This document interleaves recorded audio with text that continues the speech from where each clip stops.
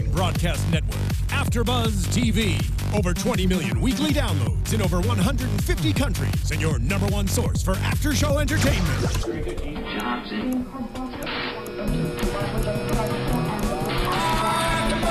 AFTERBUZZ TV, the destination for TV superfans. Producing aftershows for over 300 of your favorite TV shows, interviewing celebrities and showrunners, and bringing you behind-the-scenes exclusives. All thanks to E! Entertainment's Maria Menounos, producer Kevin Undergaro, and internet leader Akamai. Now, let the buzz begin! Hello, welcome to the Law & Order Special Victims Unit AFTERBUZZ After Show. I'm your host, Yael Tygiel. With me, as always, coughing up a storm, Roya Taheri. Hello, everybody. Hello. We're talking about Pattern 17, the 9th episode of the 16th season. Yeah, this show's been on a long time. Overall, what do you think of the episode? I think it should have been 16 patterns instead of 17 to time with the season number. Did you catch what Pattern 17 is? Of course. Tell us about it. I don't want to. You're the host, the lead host. You have no idea. I could not for the life of me figure out what a I get. Isn't it he's got patterns and 17 different No. I think from what I understood, they needed a name because he has a pattern. So they called it Pattern 17. Maybe 17-year-old? 17 people? No, I don't know. I thought it was 17 people and it was just a pattern in different not 17 areas. People.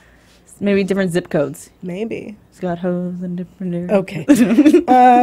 So let's start with... Disclaimer. Oh, yeah. Good call. I don't have a phone number. Okay.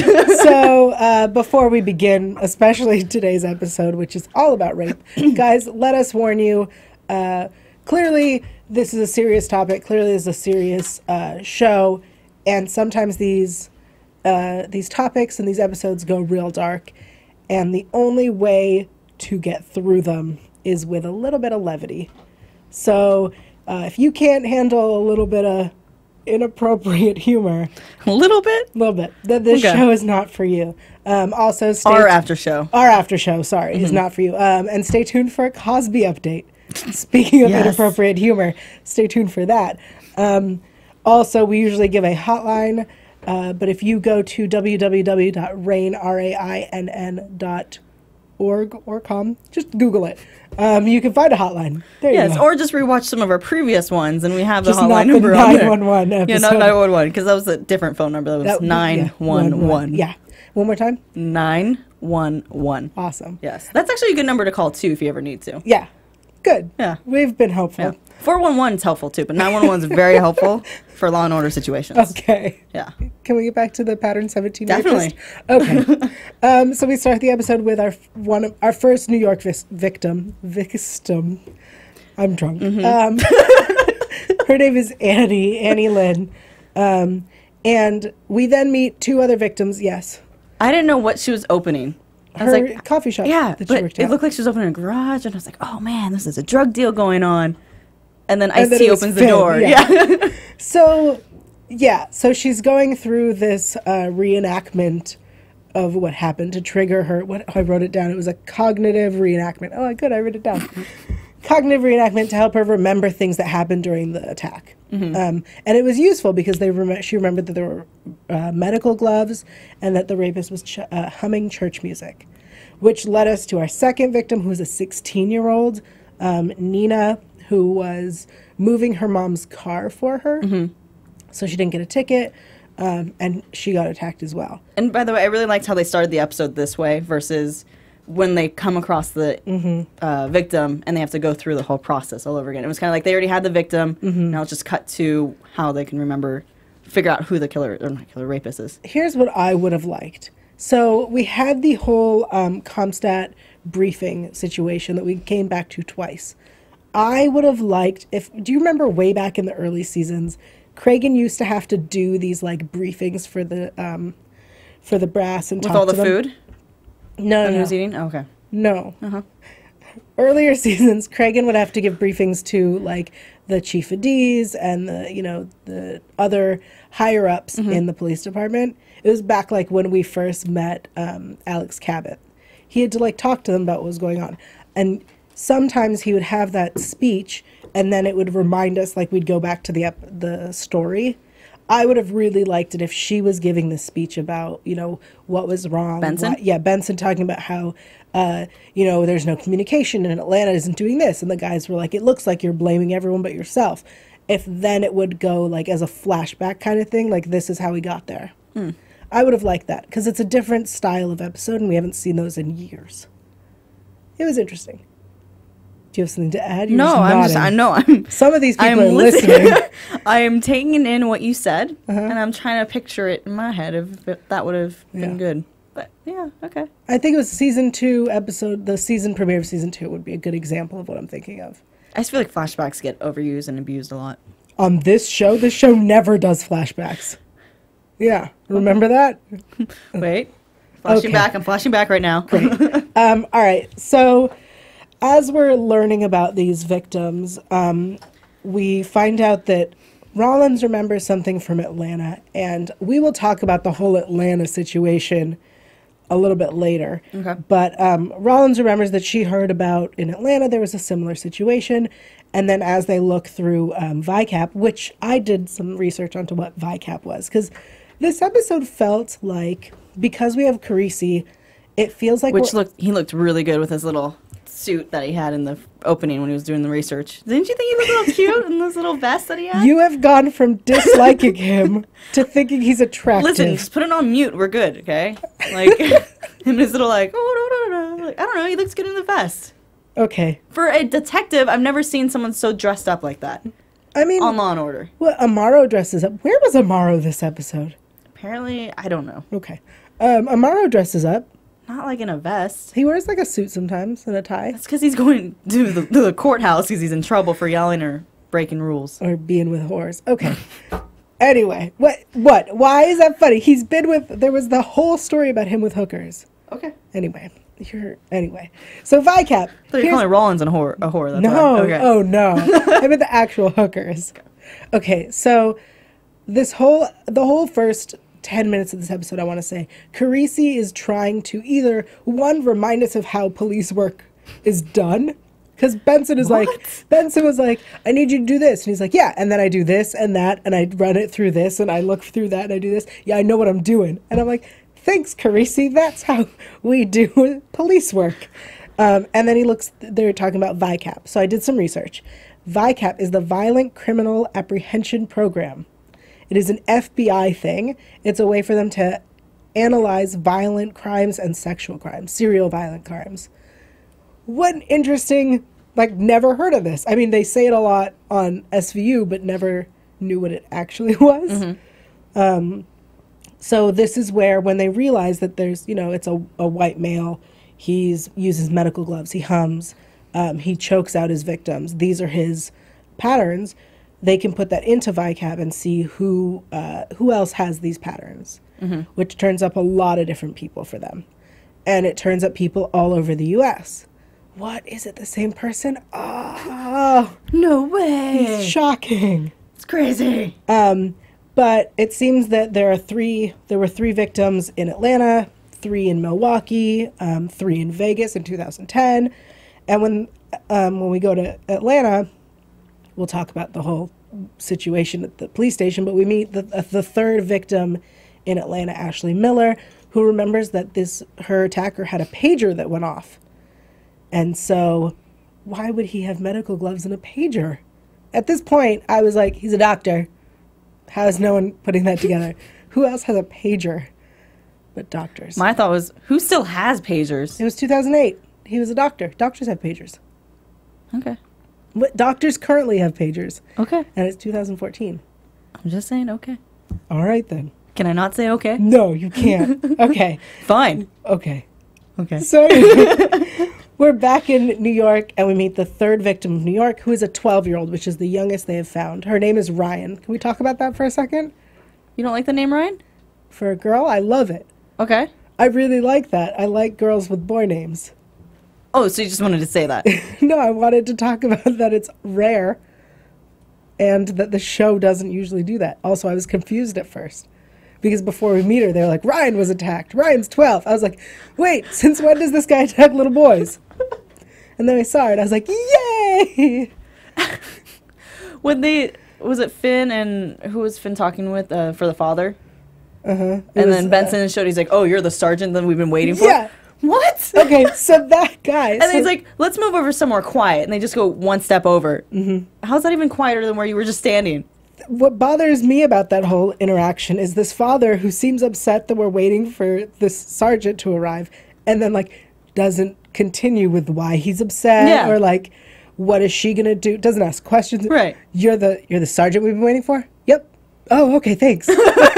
What? Sir? Yeah. Were you upset? Did you want to air your grievance? Exactly.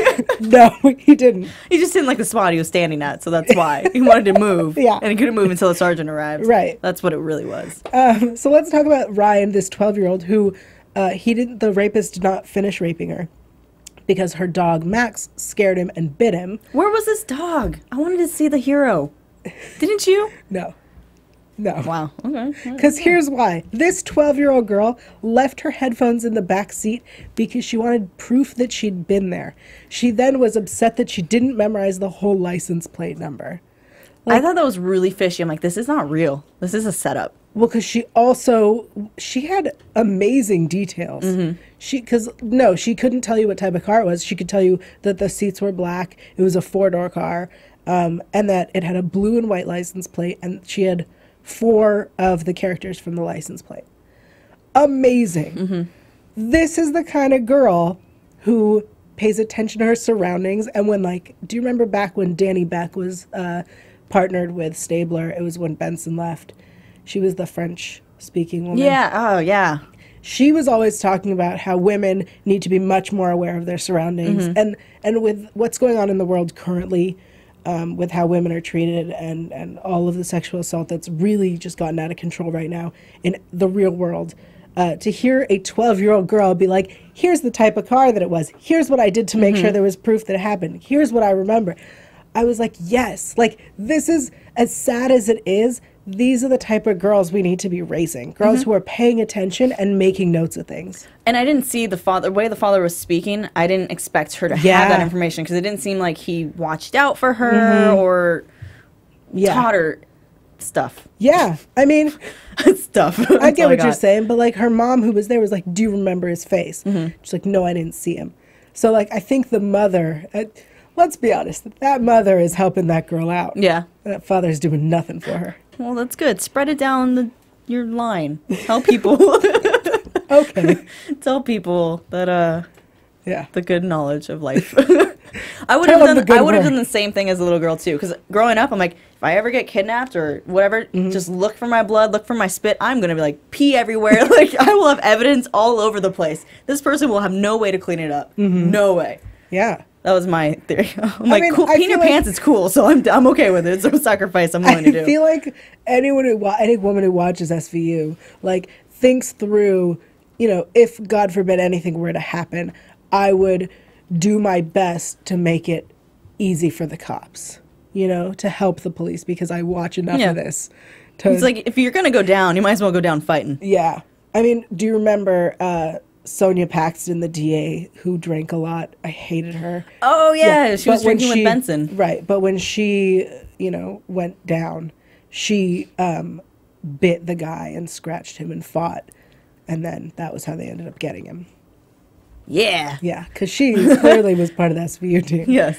Anyway. So, ladies, boys, men, whatever. Everyone. Anyone, if you're ever being attacked, just spread your DNA, get as much information as you can. Even from the movie Taken, they tell you if you're about to be taken, learn some stuff, kick shit around. Like, come on. Make a mess. Yes. And shout out what you see. Yes. Liam Neeson will be there. Yes. I don't know who you are, but I will find you. Yeah. Okay. So we get our suspect. First, we have Dr. James Conklin, who it definitely isn't, because he is being investigated by the DEA for his connection to a pill-pushing ring. He's giving out pills for blowjobs, which I'm really glad I'm not a male doctor, because that sounds so good to me. Like a good deal? Like, What do if you I mean? were the doctor, if Yeah. I were him, Yeah. yeah. I feel like you should be able to get more out of that. If you're selling pills, I feel like you can get more out of the situation because there's people that desperate that they will do that. So just take the whole 9 yards. I don't know. 2 bottles for. Never mind. I'm not going there. I'm not going there. I I'm not wanna going know there. where you were No, going. no. There's a line. I see it. I'm not gonna go there. Okay. I thought we crossed it already, so okay. We did, but it's too late. I've already backed way far away from that line. Okay. Just know it was good though. All right. So. I'll tweet it to you later. Okay. Great. And I will retweet it. Perfect. Yeah. All right. So it seems that Roya, you're Yeah? killing me. I'm sorry. Okay. After a lineup and a DNA test, it's not this doctor, but it is an EMT. We meet Albert Beck. But they're the good guys. The EMTs? Yeah. That's what the valet says. So Albert Beck is supposed to be living with his girlfriend Lauren and her 15-year-old daughter Beth. This turns into, it reminds me of some of my favorite older episodes of SVU. So he was with with his girlfriend Lauren, and after he got tired of her, or the daughter got old enough and hit puberty, he was like, yeah, gross. So he went after the daughter. The daughter looks really familiar though. She does. I don't know. I didn't look it up. I did not. I'm sorry. It's okay. But the greatest part of this episode is when they're trying to find Mr. Beck, and they use the daughter and the girlfriend by threatening them with like child pornography. Yeah. That's so genius. That's a little fun fact for people that if you are dating someone under, even if they're just 17, and there's some kind of crime that happens, don't let them sext you or send you nudie pictures, because that is kiddie porn. Yeah. Just a little fun fact, people. Thank you, Roya. The more you know. Yeah. That's not even the right theme for it. Nope, it definitely wasn't. Added a little upbeat to it. I liked it. Yeah, you're welcome. So after they catch Albert Beck, they put him in interrogation, and he's humming his church song. And At first with that scene, I'm like, I don't think he's actually humming in the room. I think they added that on later as like audio or ADR or whatever, Yeah. you know. But then Finn makes a comment about it. It's like, oh, well, if it's in the script, then he's got to be humming. I mean, they may have ADR'd it just to fix the sound. Because it just didn't look like he was moving his mouth at all. Oh. I know humming is, but But speaking. he Yeah. was singing. Yeah. This episode was very liberal with the term humming. Let's be honest, because they were like, yeah, he was humming these words. That's not a hum. Anyway, they put him in interrogation, and this part was very odd to me. So they didn't have him on the other cases from other states. So What? from other states? Oh, I heard sedates. Other states. So Carisi and Finn go in, and this is how they get him. Carisi and Finn are like, we got you, don't worry about it, and Finn leaves. And then That was the weirdest right, thing. this part's weird. Just Finn's, I got you, baby. You're done. Like, I don't know if it was the delivery of it or what it was, but there was just something off with that. Why would you walk in the room just to say, got you, you're done, baby, and then have one of them stay behind? Like, red flag right there. I really hope all of our audio listeners tune into the YouTube to see what Roya just did, because it was beautiful. Thank you. And just like what Finn did, very awkward. Oh, I don't know if I should be proud of that. You 'cause should. I really tried. So it seems that what their plan is they tell this guy, hey, yes, you have gone and raped women all over the U.S., but we're not going to tell anyone that. We're going to put you in prison and charge you just for the underage girls and the child pornography, which means you're going to go to prison and everyone there is going to know that you are a pedophile. And in prison, that is the lowest you could be. Instead of being who you are, which is a serial rapist who really eluded the police for years. Mm-hmm. And that is the way that they get him to confess. He's not smart, even though he was smart enough to get away with the crime. Right. Does he not realize there's going to be a trial for all that? Even he thinks it's weird that you can't... She sent him to me. Right. It's the whole situation was weird. I get that they were trying to get him to confess. I think it's so odd that that is the way they went through it. Yeah. Usually they're like, let us offer you a deal. And then at the end, they're like, this new guy's good. He's got him really good. Yeah, Carisi Well, he's been there for a few episodes. He's done better things than just that. Yeah, there was the one where he got those boys to flip on each other. Yeah, and then the homeless. Oh, that was the same one, right? Yeah. The homeless guy. No. No. Oh, no, that was a different Yeah. one. That See, was, he said better shiny moments than this. Hey, man. Yeah, they got you. Yeah, it was weird. Carisi, he deserves better. And the fact that he turned around to look into the mirror, like you can see his reflection. Shouldn't you know this is a ploy for you to like confess? Come on. I did it, guys. Yes. I did it. Thumbs up. We're great. Yeah. Oh, okay. Before we get into all the rest, because there was so much more to talk about, I want to take a moment to thank our listeners and our followers, our fans, the watchers and streamers and downloaders. Thank you for tuning in. You've been with us all season, and we have done a few fan favorite episodes because we love you guys. And we won't be doing any more this year, because the holidays and whatnots. But we appreciate you guys so much. We love talking with you on YouTube and tweeting at us and discussing the episode. And we ask from you guys to do one very simple thing for us. Go on iTunes, rate and review us. If you like our show, give us 5 stars. If you don't, that's weird. You should check your brain. Give us 4 stars. If you think we've crossed lines, give us 4 stars. If you would like to see us cross some lines, if you'd like to see us cross more lines, give us 5 stars. Yeah, that works. We would love to. So thank you so much, and keep commenting, keep watching, keep whatevering. We appreciate it. And fight for the rights. Yeah. All right. Let's talk about Benson this episode. Benson or the baby? Benson. Okay. I'm going to talk about Benson. She was at the Comstat briefing. She got on a soapbox. The last meeting she had where Dodds finally supports her. Finally. He became a good guy. Thank you, Peter Gallagher. We've been waiting. And she just gets on her soapbox about untested rape kits. And she's right. I agree with her. There is an issue in the U.S. with untested rape kits. But it was so preachy. It was very preachy. It was very like a PSA in the middle of an episode. Well, what I found interesting is that she, female, is talking to a board full of men about it. Oh, yeah. Always. And then she had to, fight for it. So maybe that's why she'd be preachy. Maybe. I think that was a deliberate decision by the show to make it that way. It felt like reading an article written by Mariska. That's what it felt like, more so than, not saying that Benson wouldn't do it. Right. It just felt very Mariska as opposed to Benson. Well, I mean, even at the end of the whole episode, after the credits rolled, they had that no more, and it was just her talking. And then it stayed on that for a very long time. So they're very, trying to get the awareness out for sure. And I think that's wonderful. Yes. Let's turn to Baby Benson. Baby Benson. So, I'm over this story. You've been always over, but they made it clear she's not letting him go. Yeah, she made it clear she's choosing the baby over work. Yes. Oh, her text message to, I think it was the judge, about the time frame. I didn't know she would write THX for thanks? Benson, how old are you? Come on, let's full write thank you.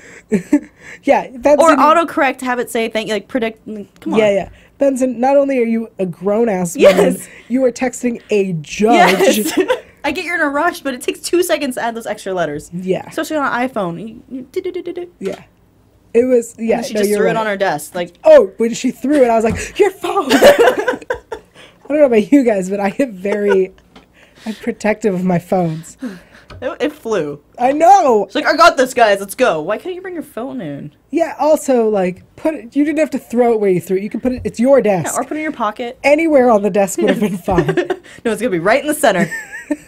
The lighting worked perfectly. It did. It was great. I wonder how many times she had to do that. That's what's starting to go through my head now. Okay, so she chooses the baby because Miss Jackson from Family Children's Services or whatever is being a bum. Yeah. Well, I mean, this baby... She had a personal vendetta against Benson. Which is weird because we saw that, up until Benson had the baby, this baby has been through a lot of really terrible foster homes. So Benson is the best home that we've given this baby. Yet, we get it that she wasn't there in time of crisis because she had work crisis she had to deal with. I believe it was it Holden that we were dealing with? No. It was after Holden. Speaking of Holden, he was on Modern Family. I know. Okay. I don't want to talk about that. Creeped me out because he still had the same voice, too, on Modern Family. That's terrifying. Yeah. All right. Fun Anyway, fact, so that's what's going on with Baby Benson with Noah. Let's talk about Atlanta. Oh, okay. Okay. So Rollins and Finn go to Atlanta, Yeah. and we meet... Stephen Collins. Oh, I'm sorry. The captain's name's not Stephen Collins. What? I was like, Stephen Collins, the seventh heaven father? Yes. That's who you're thinking of? No. I feel like he was casted for the role. And they then decided not to like, put him in. It's a little too close to home, you know? We met Chief Patton, who we've seen this like creepy relationship between them before. Yes. Question, how is this not a crossover? How is it not a crossover? She technically went over to the... Who, with what show? Fine. Roya, he's not... There is no Atlanta show. Hey, I'm allowed one really dumb comment to say. This was my dumb comment, okay? I'm just trying to understand where it came Lunch from. money, that's proof. Okay. All right. Anyway, there's this creepy situation here, and we've talked about it before. We've talked about that there's this creepy something. There's a reason she doesn't like to go back. There's a reason she doesn't like to talk to them. And not to get into predictions, but we will discuss it in predictions. Why did Benson send her, though?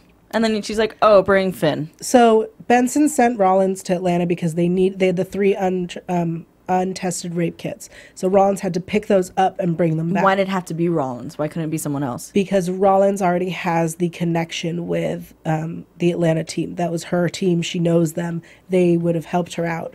She said, because I can go there and bat my eyelashes and be helpless and they'll find it for me. Yet she gets there and the first guy is a total dick to her. And then her creepy boss shows up and is creepy. I had them in my office. I thought you'd come see me. Just like that. Yeah. Okay. That was the episode of Pattern 17. I'm really excited to get to predictions, but first, it's time for some news and gossip. AfterBuzz TV News. Okay, guys, I have a Bill Cosby update, which we will get to, but first I want to hear Roya's news, because Roya has news, guys. This has nothing to do with the show. I'm just going to warn listeners and viewers. Okay, but stick around for the Cosby update. But New York has passed a new ban, a law, and all that jazz. People will not be able to get pet tattoos or piercings. Meaning they can't pierce their pet or give them any tattoos. Since when could they? That was allowed? That was allowed because someone decided to do that and take a picture of it, and it spread like wildfire. I'm sure. And so it's kind of one of those dumbass little things that people do, Yeah. and they're like, all right, well, let's just make a law against it, because then people will be like, well, there's no law against it. I can do it. That was your news? That was my news. I just wanted to tell you that. So, so you can, penalties for doing it, for breaking the law, is 15 days in jail, and fines up to $250. I want this to become a federal law. People should not be able to pierce or tattoo their animals at all. Yeah, the only time that they can like mark their pet is when they get neutered, apparently. But that's a medical reason, and it doesn't hurt the animal. Yeah. So, but I just wanted to throw that out there because I was Googling. I don't know why. I think I wrote New York for some reason, or I wrote tattoos or something in the Google search engine, and then all of a sudden, that was the first thing. 5 hours, it was fresh off the press. I was like, oh. There you have it, guys. Yeah. We gave you some real news. All right. But that's only New York. Yes. So, hey. California. Yeah. Look it up. Maybe Utah, maybe. Stop it. Texas probably totally legal. All right. Anyways. You've really upset me with that news. I'm sorry. Do you have a. Yeah. Yeah. Anyways. Cosby update. You're like, I really want to tattoo my Furby. No. I don't know what I was going to say, Furby. What upset me is that someone did this, and that's how it became a law. All right, I want to talk about Cosby. More women have come forward. Guys, I read you a list of like 18 names last time. In the same spot. This is where we got into, like, argument. More women have come forward. Also, a few models have come forward. And one of the victims has filed a defamation suit because Cosby called her a liar. So she's suing him. Yes. Because it is slander and defamation. Or defamation. Can't remember the difference. I apologize for all the legal people out there who are like, here's the difference. Also, his wife and daughter, today his daughter made a statement. His wife made a statement, I think, yesterday. New statements that have come out. They've both basically said that he is still the man you thought you knew. He is still who you Just a think little he dirt is. rubbed on him. I think they're saying all of this is false and that he's still the person you think he was. That's not really the best way to phrase that. Yeah. She's like, he's innocent. He never did that. No, they went with he's still the man you think he is. More importantly, Donald Trump also made a statement. Oh, that means everything. Right. Donald Trump goes, Cosby's guilty. Oh. Yeah. I was not expecting that turn. Really? Yeah. They're going to be like Donald Trump was supporting him. No. Many more women have come out with stories. Cosby really recently made a statement as well. He said that he believes, this is what he said. He believes that the black news should stay out of it. And that they should stay neutral. That black news outlets should stay neutral. And from what I read today, the black news outlets have rebutted race has nothing to do with this. Okay. Yep. Those are the Cosby updates. Ridiculous. I can't believe this is still happening. I also saw some other stories, other articles about other things, not as exciting as Stephen Collins or Bill Cosby, but there was some prostitution ring in Florida, all sorts of boring stuff. You know, good stuff. That's why they're trying to get me to go to Florida. Yep. Crap. Yep. Weird. All right. Let's talk about predictions. And now, your AFTERBUZZ TV. I hate that there aren't lights in here. Close your eyes and open them really quickly. There you go. Okay. All right. So, in the promo for the next episode, which is in January, guys, that's it. We're done for the season for this year. 2015. Right. Chief Patton comes to New York. We find that out at the end of this episode that he's coming to New York in January for a conference. Oh. Yes. Got it. Because I literally thought this episode was going to be airing the following week. Mm-hmm. I was like, and then when I heard that part that he's going to be in January, I was like, wow, so are they going to just like jump ahead a few months? No. So he says on the phone with Rollins, I'm coming to New York in January. And it seems that he may have had a relationship with this adorable blonde played by a woman who was on Don't Trust the Bee in Apartment 23. She's super cute and adorable. This little blonde. Oh, the little blonde? Was she a little blonde in Don't Trust the Bee, or is she the dark-haired one? No, she's the blonde. Okay. So she's the blonde. She's blonde. Also, Dodds is helping out SVU. He seems to be, finally, he's a good guy. This last episode, he kind of turned to Yep. me. And I think that in the next episode, he'll continue to be on their side and be helpful. Yay, Peter Gallagher. Do you think Rollins was raped in Philly, or do you think she's going to get raped in New York? In Atlanta, you mean? Yeah. Why would she be in Philly? Girl, learn the U.S. Get a map. I think Rollins was raped back when she worked in Atlanta. I don't think that they could have a trial in New York and use her as a case. I think that the trial in New York is for the other blonde. So when he comes in January, he's going to...